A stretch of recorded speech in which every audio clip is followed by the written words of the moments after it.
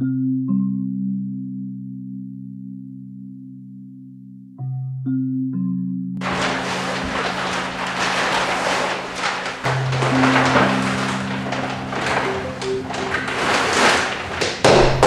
can still remember the smell in the kitchen because he would blacken out the windows and we'd just have these metal trays, and it was, you know, really quite toxic, really, you know, the stop bath. Because if my father hadn't done it, I don't think I would have ever thought of it as a possible future interest, you know. Yeah.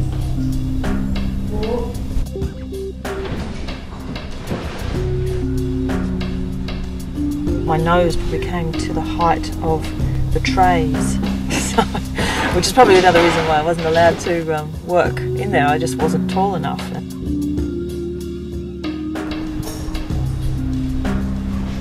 Sort of eye height vision of these trays with images sort of emerging as my first memories of photography.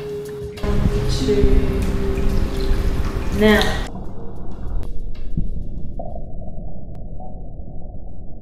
I'd been doing experiments with watergrams, and I had put live, you know, fish in tadpoles on film before, but it enabled me to do this much longer scale. And the initial brief was for working with this idea that this tank stream ran under the site of the Magistrates' Court and down to the river, and it was the first water source for the colony.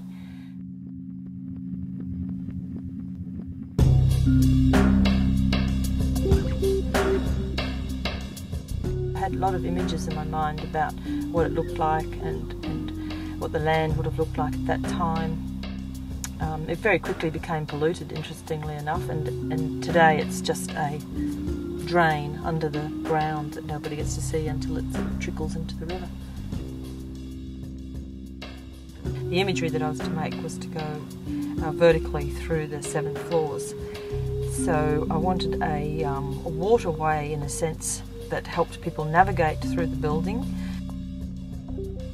I'm quite interested in the metaphorical uses of water symbols in art and in gardens, and that they often are a guide for you of which way to walk. Why are you lifting it up and down? You have to agitate it so that if it just sits without movement, it won't dissolve off the particles that need to come off. Because when you move it, it keeps giving fresh liquid, fresh chemicals to the film. It's like the tadpole. Yeah. I wouldn't mind making some contacts of these to really see how it translates. Maybe you should wear some gloves to make sure you don't get it on you. Good thinking as well, thank you very much.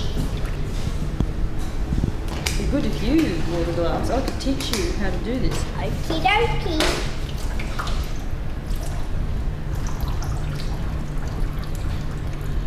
Like the contrast is really good for water at that point, but for the rest I think you're going to high contrast. And you could blow them up actually, they'd be like, you could put that under the enlarger and then blow them up, you'd still have really good detail. The shallower the water, the more sharp these rings will become.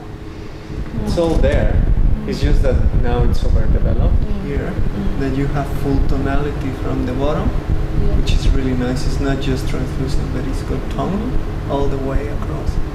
But that's got quite a nice sort of depth to it. We did more exposure, and you can see that there is a bit more detail inside there.